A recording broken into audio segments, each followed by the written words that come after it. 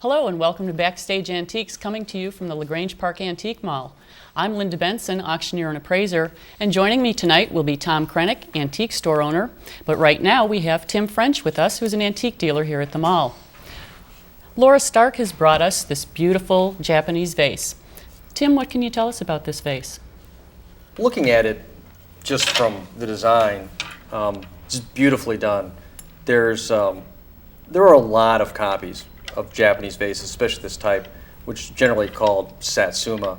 But usually the way you first tell, the way I always look at stuff, is just the quality of the painting. And the painting on this is just beautiful. Every single one of the figures has a different face, which is just shows you the amount of time that the artist went into in painting this thing.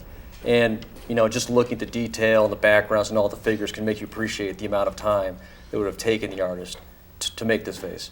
On the other hand, if you look at the bottom, there are marks, which are in, we're assuming, Japanese, and to really assure that this were genuine, you would need someone who understands Japanese or an Asian language to interpret the marks, and then once you know that, you could pin down more exactly who made it and what the age of it is. But, you know, off the top of my head from looking at this, I would think somewhere towards the end of the 19th century, and probably Japanese from looking at it, just from the scenes and stuff like that, because it looks very feudal Japanese images.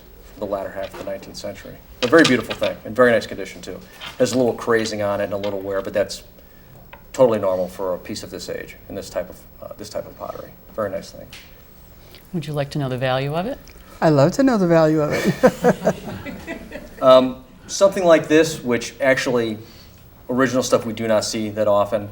A lot of the things tend to be reproductions. If it were me, you know, just without knowing the exact provenance and who painted it, where it was made, I would price it somewhere $300 to $500. If you could pin down the artist and the year of manufacture a lot more clearly, the price could be much higher, depending if the artist was someone who was relatively well known and had a lot of high quality production out there. But it's a very nice piece, very beautiful. Thank you. Thank you for bringing it. You're welcome.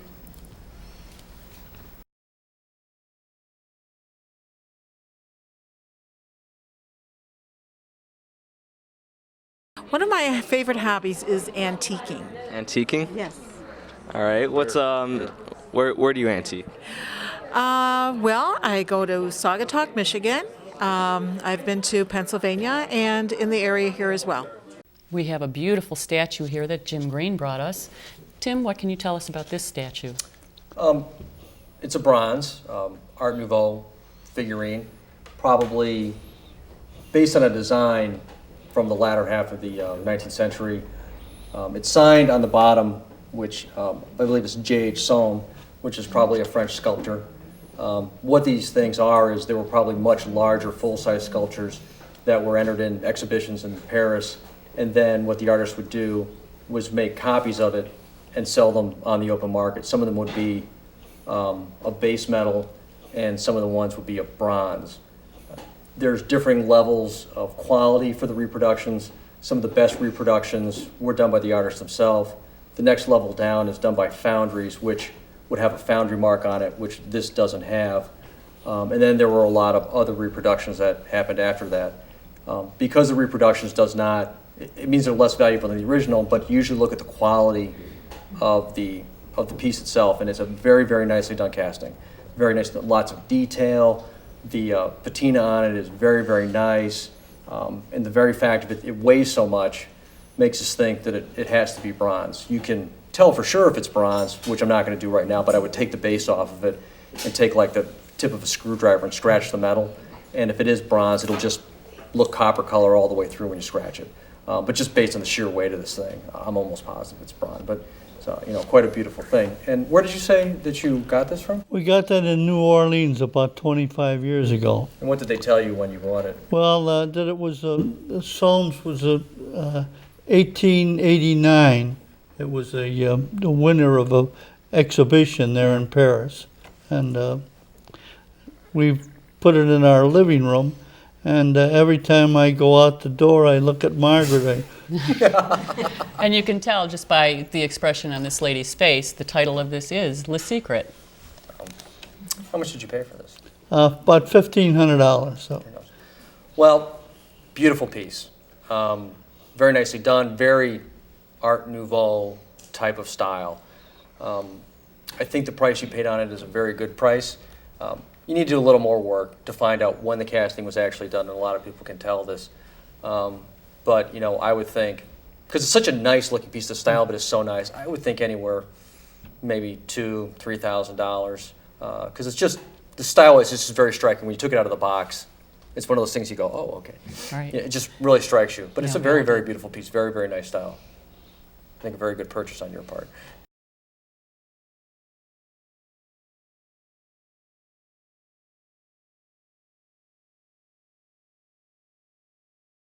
What's your favorite TV show? RBTV. TV show. Oh, TV show. Let me think. Dancing with the Stars. Acting with the Stars. You like that I one? love it. Okay, tell us something embarrassing about your brother. Go. Something embarrassing about my brother. My brother always wears his hat. And he sleeps with his hat on. Genevieve Anwar has brought us a beautiful slag glass lamp. Tim, what can you tell us about it? It's quite a nice piece. Cast iron, slag glass panels. There's each individual panel is different glass. There's different orientations to the texture of the glass, all hand cut and hand done, each piece. Cast iron lamp, ceiling lamp probably meant for the entryway of the house. Slag glass became popular, if I remember correctly, like around the 20s. And people have seen a lot of lamps, like table lamps with slag glass shades in it, because slag glass is the glass that's sort of scooped off the top when they're making clear glass. It's got all the imperfections in it. But the color it generates was nice. It gave them a softer light, because this is when light bulbs became popular, because electricity was there. People liked it a lot better than just the bare light bulbs all the time. Very nice condition. The glass is really nice. It's got some wear on it. But that's no big deal, which would be expected of something this age. It's just gold paint on it. Doesn't look like there's been anything done to it except for rewiring, which you always should do of things of this age, because leaving the original wiring in it can be somewhat dangerous after a while. So these things should always be rewired. It does absolutely nothing to the value of them. Where did you obtain this lamp from? It came out of a house in Oak Park. My son has a friend who's a contractor, and he was working on this house and took this out of the, I think the hallway, and good thing he didn't throw it in the dumpster. Not surprising. This is exactly what I would expect from a lot of the houses in Oak Park, the era, 20s, 30s. Very nice piece. People would buy it nowadays to use in their house. They're very, very, very highly priced. How much did you pay for it? You didn't pay anything for it, It actually. was a You got it gift free? to my son from his friend. Which is the best price to pay for them. Right. Have any idea what it's worth? Something like this, slag glass lamps are still very popular. This is original, nice condition, would fit in any house. Probably something that we would price $250, $350, just because it's a real nice piece, very well done, a lot of It's detail pretty. to it. It's very Beautiful. pretty. And the light is probably, if you could light it up, you'd probably get a better idea why these things people like them a lot, because the light is very nice too. It's very soft, Yes. but a beautiful piece, very nice. Thank you.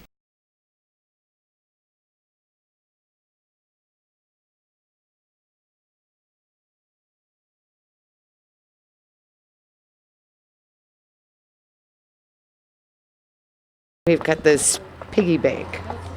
I have one of those. Oh, do you have one? Oh, okay, but we have no clue either. It belonged to, great grandma, who just passed away, and she was like 90 something. Karen Fisher has brought us a cute little piggy bank. What can you tell me about this, Karen? It was my husband's grandmother, and she gave it to my daughter when she was born, and that's the youngest of my children. She's only 14, and Grandma would have been 96 this year. Wow. Wow. These were very popular little things in the 60s. This one is actually made in Japan. It's marked on the bottom. The mark's a little smeared, but it's definitely a made in Japan mark. One thing I notice about it is it's extremely heavy. Why is that? Oh, there's a lot of coins in it, and I really didn't know if I should break it to get the coins out or not, because they were in there when she got it. Well, that's something to consider. This poor little fellow does have a chip on his ear back here, but that's really the only damage I see. He could use a little face wash. Does have the slot on the top, and like you said, he's He's chock full of coins. On the chance that there's a 1909 VDB in here, that might be worth more than your little piggy bank. He's too cute to break, though. Unfortunately, his value is only about $10. But he's a cutie. Thanks for bringing him. Okay, thank you.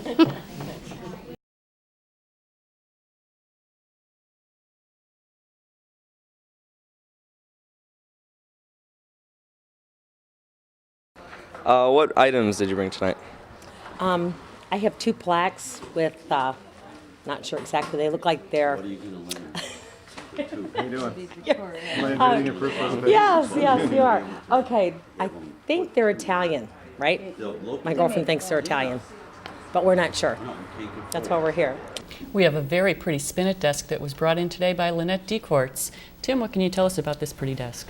Well, what I have to tell you, this is one of my favorite forms of furniture that we like to get in to sell. They call it a spinet desk, and the reason why they call that, it's made in the form of a spinet piano.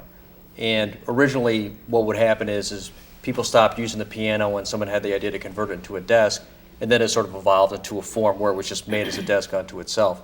People liked them because the form was very compact and it could be folded up to be used just as a displays purpose. If you look at it, the way it works is the top will pull up, this flap will fold back, and this will fold down. This can be folded up to put books or papers against it. An original spinet piano, this is where you would have put the music. This will slide out to form a larger workspace. So this could be put in the house and take up a small amount of space, but then when you wanted to use it, you could fold it up, pull it out, and you'd have a lot more area to work on. It has the usual drawers and cubby holes of most desks. Definitely of American manufacturer. One of the ways I can tell is the bottoms of the drawer are pine, which is a sure sign of American manufacture for secondary woods. But the overall form is very American looking, probably about the 1920s. A lot of spinet pianos tend to be plain. This is much nicer. Nice reeded legs, nice detail here, nice brasses, which all look original. It looks like you've cleaned it a little bit, but it doesn't look like it's been refinished. So it pretty much looks like it's in its original condition. What can you tell us about how did you come to own this? My husband's great aunt was an antique collector. Really? And I have no idea what she paid for it. It was given to me as a wedding gift. Oh, really? Quite a beautiful thing, very popular. People like these things because they don't take up a lot of space. And if they need to be more, they actually have storage and stuff in there, and they can be used for a couple different things. This one is better than most of the ones I see. They tend to be somewhat plain. This is a little better construction, much more elaborate, very nice looking thing. If we were to have this in the shop to sell it, I'd probably ask somewhere $550 for it. Very, very nice piece. Thank you. Thanks for bringing it in.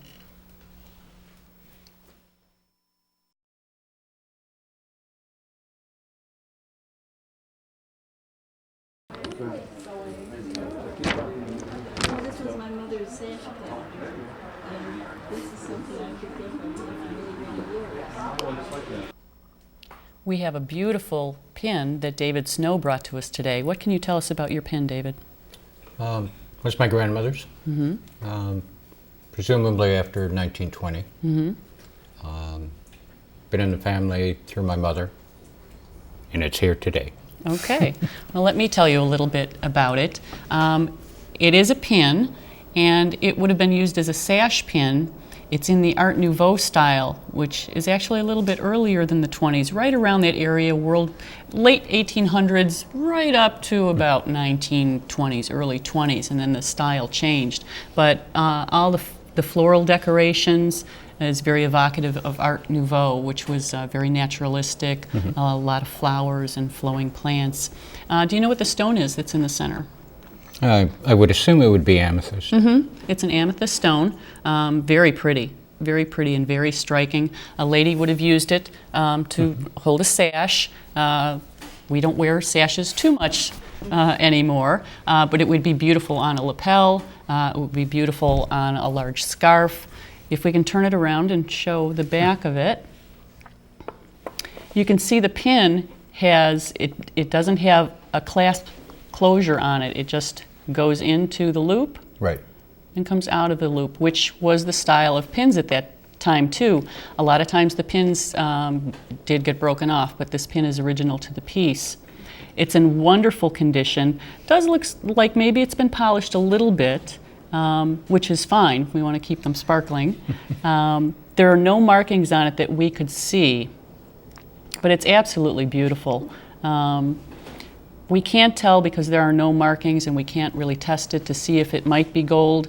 I have a feeling it might not be. If that was the case still, as a beautiful piece of costume jewelry, I would say this pin would probably retail for $100 to $150. Thank you. You're welcome.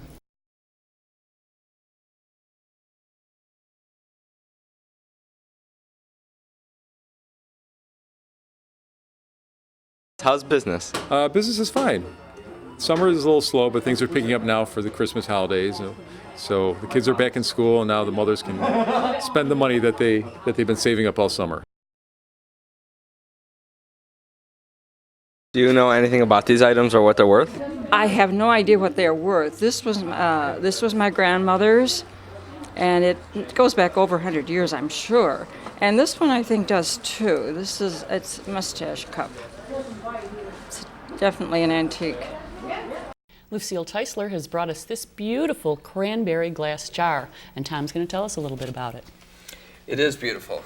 The mold is really quite nice with the extra embellishments on the columns, and then the hand painted, and you can feel that the painting is raised on the glass, so it gives us the clue that this is an older piece and not a newer piece.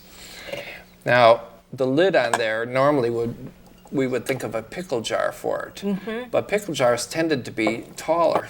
Oh. And so we're kind of in a quandary how this would have been used. Do you know how it was used? I thought it was a pickle jar. Okay, it can be, but generally speaking, pickle jars were larger. This one's quite nice. It has gold around the top, a gold decoration around each of the columns, and hand-painted flowers. 10 or 15 years ago, old cranberry glass like this was the rage. And then it kind of calmed down, and all of a sudden, I'm beginning to sell it again in the store.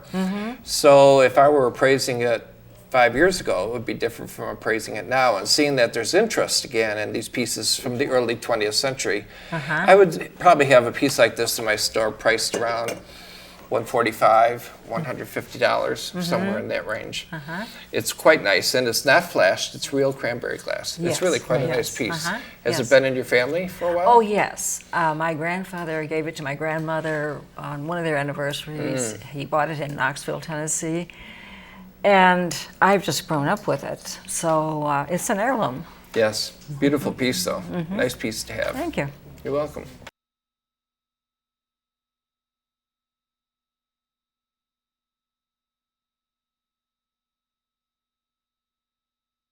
What items did you bring tonight? I brought a picture, an oil painting, and it's got a gold leaf frame. And then I bought my dad's stamp collection from when he was a little boy. Do you know anything about these items or what they're worth? I don't know anything about the stamp collection, but the oil painting, I do know that the painting is probably early 1900s and the frame is probably 1880s, and it's gold leaf, and they're both from two different eras. We have a beautiful oil painting brought to us by Kathy Feeney today. Kathy, she is absolutely beautiful. Where did you get her? At a garage sale. Where? In Burridge. Oh my gosh, I'm gonna have to shop there. She is really, really stunning. This is an oil on board of a beautiful young lady on a beautiful day. She has on a lovely white dress with a dark blue kerchief around her neck, simple gold hoop earrings. The quality of this painting is amazing. This was not someone who dabbled paint by numbers. This was not someone who did it as a hobby. This is a quality piece of art. Now, it is signed in the lower left-hand corner. Unfortunately, I cannot read it. Very, very difficult to read. You have it mounted behind glass. Now, there's two rules of thumb on that. It's good and it's bad. The reason it's good is because it does protect the painting. And the reason it's bad is because sometimes it can hold moisture against the painting.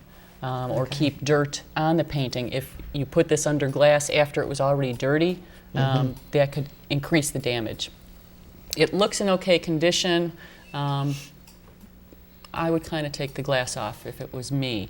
Another thing you might want to do once you do that, maybe you can read the signature a bit better. And if you find that artist listed, find out the name of that artist, see if they've sold work before, you can get a better idea for the value of this piece. Now, this frame doesn't look original to me. I'm thinking the painting itself, roughly maybe 30s or 40s. The frame just doesn't quite go with it for me. But anyway, a beautiful, lovely, quality oil painting, and I would value it, since we don't know who the artist is at this point, for right now, between $400 and $600. Okay. What did you pay for it at the sale? $50. Oh, you made a profit. Yes. Yeah. Good job. Thanks Thank for bringing you. it.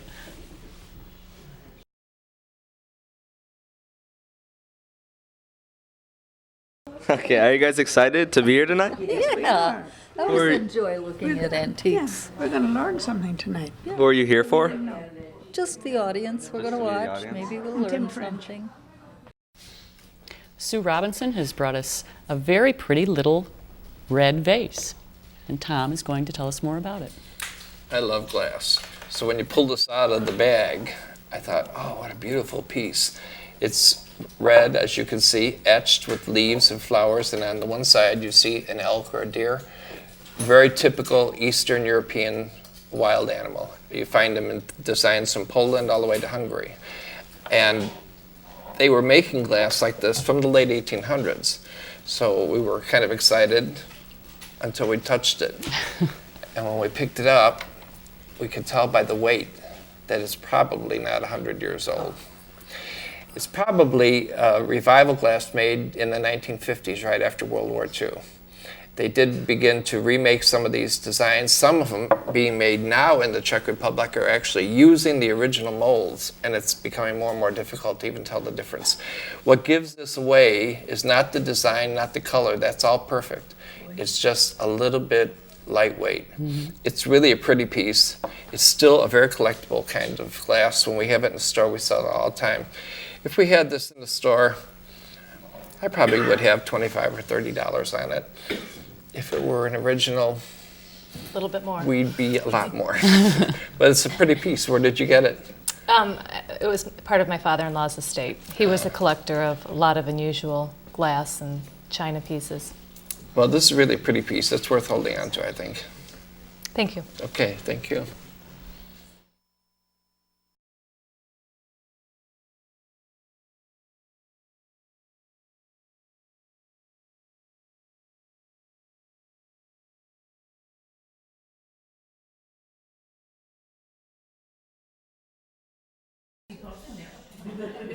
Karen Jaco has brought us this very elaborate wall hanging. Matter of fact, Karen, you told me you have a pair of these. Yes, I do. You do. And do you hang them on your wall? Yes, I do. On two separate walls because they're so They're large. very heavy? Yes, very heavy. This is actually a German bisque piece, and it's mounted on wood. The frame is scrolled out of wood very elaborately, as you can see. I believe it's from the 60s, and it does say 1967 in the back. I don't know if that's a date of manufacture. I can't find any markings on the piece itself, but the two figures on this hanging are very, very well formed. Their features are beautifully hand-painted. They're very delicate looking. You can see they're star-crossed lovers, and it's just a very, very appealing piece. Now, the other one that you have is a mirror image, right? You had said? Yes, it is. And so do you have them on walls across a They're doorway? like- Is that? yes. Well, actually, okay. it's a hall. It's going down the hall because it's so Mhm. large. They have Mhm. to they hang like that. Where did you get them? I actually picked them up at a yard sale. Really? I first bought one, and then I drove halfway home, and I'm like, what am I doing? Why wouldn't I buy the other one? So I turned around and went back, and because it was so big, I didn't know if I could fit them in my little car, and bought the other one. Wow. And what did you pay for them both? 25 a piece, so 50 Okay. for the pair. Okay. What I do see is I think this may have been repainted or had something spilled on it on the back of the piece here. I wouldn't repaint it. I really wouldn't do anything to it because the most valuable part of this, of course, is the bisque figurine on here, Right. which I said is absolutely beautiful. And I would actually put a value on these, on the pair, of probably $500 for the pair. Great. Okay. I'm Thanks for happy. bringing them in. All right. Thanks.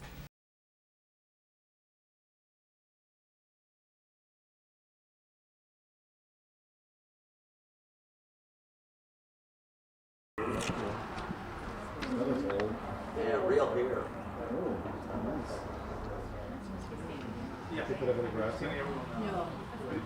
Medea Matson has brought a stunning opera cape, and I know that Tom can't wait to tell us about it. First of all, I'd like to know how it got into your possession. Is it a family piece? No, I went to a house sale, and it was late in the afternoon, and I thought, well, there won't be anything left. And I looked on the wall, and I said, is that for sale? She said, yes. I said, how much? She said, $5. Do you ever watch The Road Show on TV? You know the Kino brothers on the furniture and how he has the lady hold his feel my heart beating. When you brought this out of the bag, that was my reaction. This is, for a vintage clothes person, this is magnificent. Absolutely magnificent. I think it's gorgeous. It is. It's got a label from Marshall Field and Company, so we know, of course, with Field's closing, it tags at people's heartstrings for that. But this is just an absolutely magnificent piece with the velvet tie, big collar, all gathered. This appears to be all gathered by hand sewn. It is absolutely magnificent with the drop waist. I don't even know if we can see it. All tucked under, fully lined. It is really a great piece. It was 1924. Yeah, I was going to say early 20s. And it doesn't take much imagination at all to see somebody wearing this wrapped around with the skirt flowing in the wind, all the gold threading through the top. It is the best opera cape I've ever seen. This is the best piece I've ever seen. I'd love to have this in my store. If I had this in my store, I would price it somewhere around $300 to $400. And as they say on TV, maybe on a good day, even more.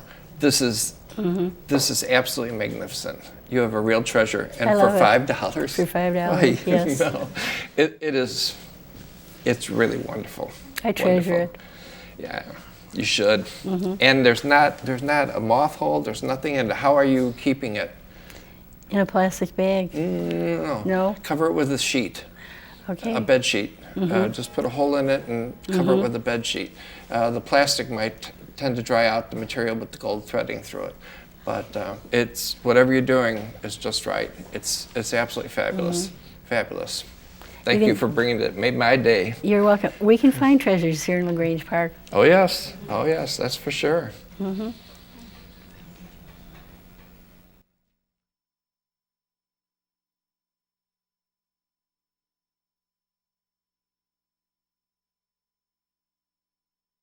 Thanks for joining us on this episode of Backstage Antiques, coming to you from the LaGrange Park Antique Mall.